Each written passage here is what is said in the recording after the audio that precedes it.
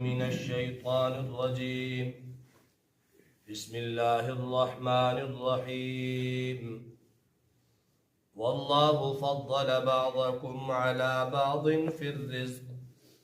اور اللہ تعالیٰ نے تم میں بعضوں کو بعضوں پر رزق میں فضیلت دی. فَمَا الَّذِينَ فُضِّلُوا بِرَادِّ رِزْقِهِمْ عَلَى مَا مَلَكَتْ أَيْمَانُهُمْ. سو جن لوگوں کو فضیلت دی گئی رزق میں، وہ اپنے حصے کا مال اپنے غلاموں کو اس طرح کبھی نہیں دینے والے کہ فہم فیہ سوا، کہ وہ مالک و مملوک سب اس میں برابر ہو جائیں. افبنعمت اللہ یجحدون. کیا پھر بھی تم اللہ کی نعمت کا انکار کرتے ہو. واللہ جعل لکم، اور اللہ تعالیٰ نے جعل لکم من انفسکم ازواجا، تمہارے لیے تمہاری ہی جنس سے بیویاں پیدا کی. وجعل لکم من ازواجکم بنین وحفدہ، اور پھر ان بیویوں سے تمہارے لیے بیٹے اور پوتے پیدا کیے. ورزقکم من الطیبات، اور تم کو اچھی اچھی چیزیں کھانے پینے کو دیں. افبالباطل یؤمنون، کیا پھر بھی بے بنیاد خبر پر ایمان رکھیں گے. وبنعمت اللہ ہم یکفرون، اور اللہ کی نعمت کی ناشکری کرتے رہیں گے. وَيَعْبُدُونَ مِن دُونِ اللَّهِ مَا لَا يَمْلِكُ لَهُمْ رِزْقًا، اللہ کو چھوڑ کر ایسی چیزوں کی عبادت کرتے رہیں گے لا یملک لہم رزقا من السماوات والارض شیئا، جو ان کو نہ آسمان سے رزق پہنچانے کا اختیار رکھتے ہیں اور نہ زمین میں سے. ولا یستطیعون، اور نہ وہ اس کی قدرت رکھتے ہیں. اللہ اکبر. کل کے درس میں اللہ تعالیٰ نے اپنی وحدانیت پر انسان کے اپنے جسم کو، انسان کی اپنی زندگی کو بطور دلیل کے پیش فرمایا. وفی انفسکم افلا تبصرون، تم اپنے نفس کے اندر، اپنے جسم کے اندر، اپنے بدن کے اندر غور کرو تو تمہیں اپنے جسم کے ہر عضو سے اللہ تعالیٰ کی وحدانیت نظر آئے گی، اللہ کی قدرت نظر آئے گی.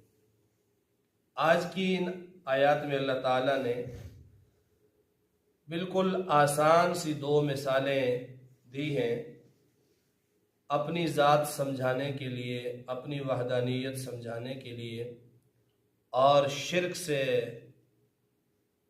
بچنے کے لیے.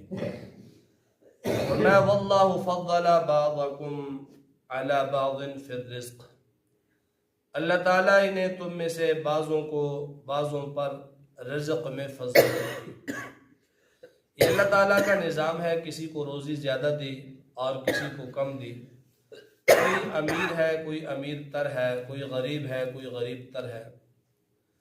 اور یہ جو سارا نظام ہے غریبی اور امیری کا، یہ اللہ تعالیٰ کی حکمت کی وجہ سے ہے. اللہ تعالیٰ ہی بہتر جانتے ہیں اس کے اسرار اور رموز کو. لیکن موٹی سی بات ہے، عام ذہن میں سمجھ آنے والی بات ہے، اگر سب کے سب ہی امیر ہو جاتے تو اس کائنات کے نظام نے پھر بھی چلنا نہیں تھا. کوئی کسی کا محتاج ہی نہ ہو، کسی کو کسی کے ساتھ ضرورت ہی نہ ہو، احتیاج ہی نہ ہو، حاجت ہی نہ ہو، تو تب بھی دنیا کا یہ نظام نہیں چل سکتا. اس لیے اللہ تعالیٰ نے یہ جو فرق ہے امیری اور غریبی کا، یہ اللہ تعالیٰ نے بنایا، اور یہ ایک انسانی فطرت ہے. دنیا کے نظام چلانے کے لیے یہ چیز ضروری ہے. اللہ فرماتے ہیں کہ اگر تم سب کو جو ہے، تم سب کے لیے رزق وسیع کر دیا جائے، سب کو بھرپور رزق مل جائے تو کیا ہوگا؟ لَبَغَوْا فِي الْأَرْضِ، تو زمین میں تم سرکشی کرو گے، فساد کرو گے، جھگڑے کرو گے کہ کوئی کسی کو تسلیم کرنے والا ہی نہ ہوگا. اور دوسری بات کہ سب کے سب اگر امیر ہو جاتے، سب کے سب مالدار ہوتے، سب کے سب اپنے لیے خود کفیل ہوتے، تو پھر یہ دنیا کا نظام چلنا ہی نہیں تھا، اور نہ کسی نے اللہ کی نعمت کو نعمت سمجھنا تھا، نہ اللہ کا شکر ادا کرنا تھا، نہ باہمی تعلق اور رشتے استوار ہونے تھے، اور نہ ہی جو ہے وہ ایک معاشرہ تشکیل پاتا۔ معاشرہ ان تمام چیزوں کے ساتھ ہی تشکیل پاتا ہے۔ البتہ جن کو اللہ تعالیٰ نے رزق زیادہ دیا، مال زیادہ دیا، دولت زیادہ دی، تو اس پر اللہ تعالیٰ نے پابندیاں بھی زیادہ لگا دی، اور اس کی بعض پرس بھی اللہ تعالیٰ نے سخت کر دی۔ ایک حدیث کے اندر آتا ہے کہ غریب آدمی امیر سے 500 سال پہلے جنت میں داخل ہو جائے گا۔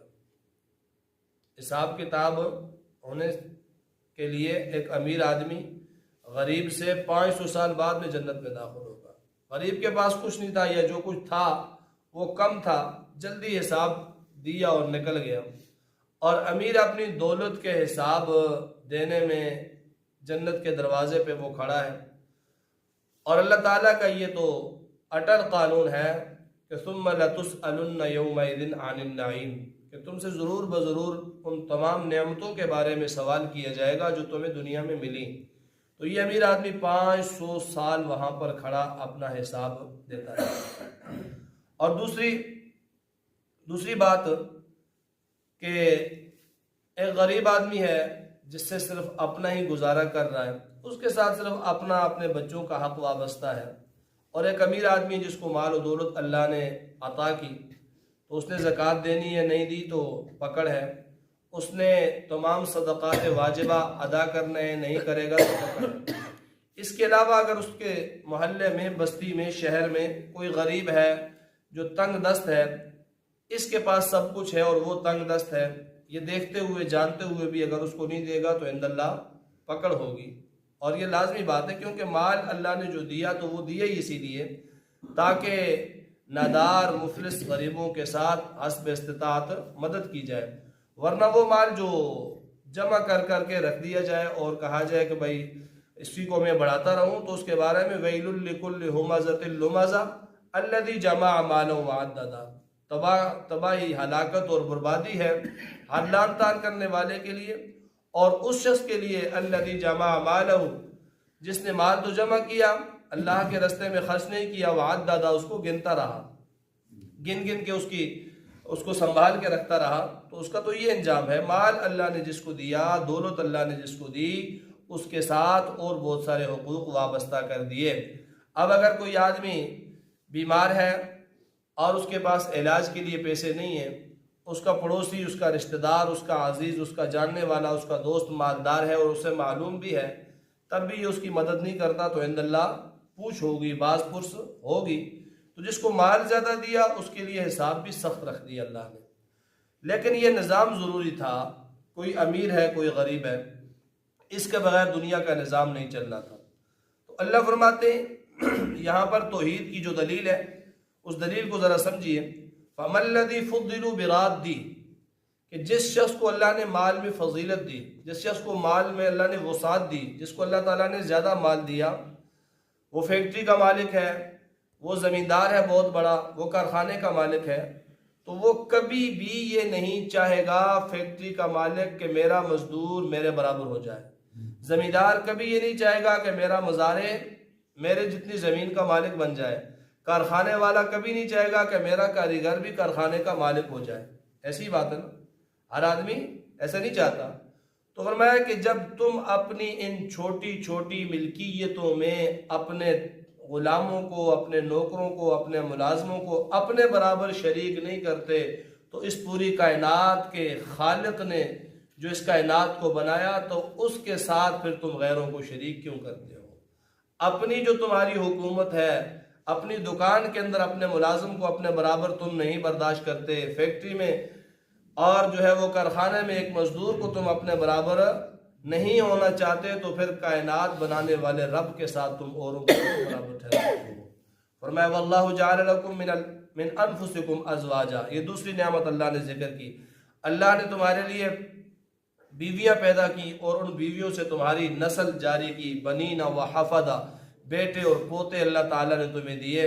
ورزقکم من الطیبات، اور پاکیزہ چیزوں میں سے تمہیں روزی بھی دی، بیویاں دی، بیویوں کے ذریعے سے تمہیں بیٹے ملے، پھر بیٹوں کی اولاد میں پوتے، پھر پڑپوتے، ایک پوری نسل، اور ان سب کے رزق کا بندوبست بھی خود اللہ نے کر دیا۔ تو فرمایا کہ یہ سب تم دیکھتے ہو، سنتے ہو، سمجھتے ہو، اس سب کے باوجود بھی وَيَعْبُدُونَ مِن دُونِ اللَّهِ مَا لَا يَمْلِكُ لَهُمْ رِزْقًا، ان کی عبادت کرتے ہو، ان کے سامنے جھکتے ہو، ان کی پوجا پرستش کرتے ہو، لا يَمْلِكُ لَهُمْ رِزْقًا، جو کسی کے بھی رزق کے مالک نہیں ہے، من السماوات والارض شیئا، زمین اور آسمان میں ذرا بھی۔ تو جس رب نے تمہیں اولاد دی، اولاد کی اولاد دی، تمہارا شجرہ نسب آگے چلایا، اور صرف چلایا نہیں بلکہ تمہاری پرورش بھی کی، تمہیں روزی دی، رزق دیا، ہر چیز تمہاری پوری کی جو تمہاری ضرورت کی تھی، تو یہ سب ہونے کے باوجود وَيَعْبُدُونَ مِن دُونِ اللَّهِ مَا لَا يَمْلِكُونَ، تم کسی اور طرف ٹر جاتے ہو، کسی اور طرف نکل جاتے ہو، کہیں اور اپنی مرادیں اور منتیں ڈالنی شروع کر دیتے ہو۔ ذرا سوچو تو صحیح، یہ تمہارے سامنے کی باتیں ہیں۔ جب وہ اللہ رزق دیتا ہے، اللہ تمہاری ہر ضرورت کا کفیل ہے، تو پھر تم غیر اللہ کے در پہ کیوں جھکتے ہو؟ فَلَا تَضْرِبُوا لِلَّهِ الْأَمْثَالَ، اللہ کے لیے مثالیں نہ بیان کیا کرو۔ إِنَّ اللَّهَ يَعْلَمُ وَأَنْتُمْ لَا تَعْلَمُونَ، اللہ ہر چیز کا علم رکھتا ہے اور تم کچھ بھی نہیں جانتے۔